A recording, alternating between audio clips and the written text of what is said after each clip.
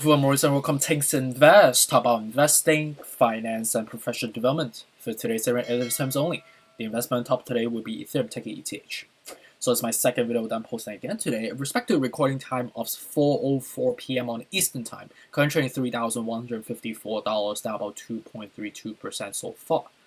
In respect to the overall crypto market, we are relatively red today, beside Cardano, right? And with respect to Ethereum, we are currently hovering around the level of identifications that we have mentioned in the previous technical analysis video. I would say the last 10 videos, that 3,150 is a level of substantive consolidation that we've been forming so far, right? And I was checking on the media front. There isn't any like specific news beside the ones that we already mentioned this morning. So it seems like we are just taking some profits because of the lack of sustainability to get above to the next level of 3,385, which is technically the next substantive consolidation zone that we have formed historically. But we never got there. We canceled out basically the last 4 times that we try to get there. If you see the top peaks that we have formed, the highest that we ever got was the 3,339, which we never got above. We were basically like $50 to $45 away, right? And with respect to the MACD and the RSI right now, it is showing a relatively more of a bearish sign, knowing the fact that we have dragged up relatively, severely historically, knowing the fact that we've surged up for the last, 17 to 18 days now. And if you count even during the last surge, that's like 20 days in total, right? And with respect to the RSI, we are still, leaning more toward overbought, not as severe as we were like the 3,339, but we are slowly depleting, right? And we just kind of hovering on a sideways fashion, looking to find the next catalyst that we should be, supporting this, but also propelling us to get to the next level, right? So with respect to the trends right now, I think we are just going to be trading on a sideways fashion. And what would be the logical play right now, right? So there are two things, right? I want to bifurcate in terms of like short term and long term.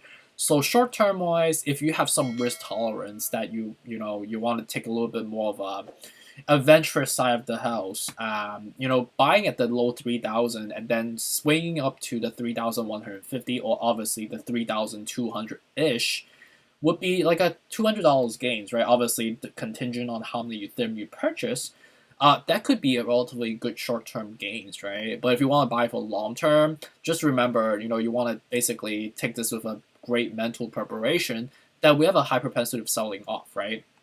Potentially getting back down to 2,750. And as I was talking about the chart earlier today, right, we seem like to be, in the areas of return to normal or bull trap, right?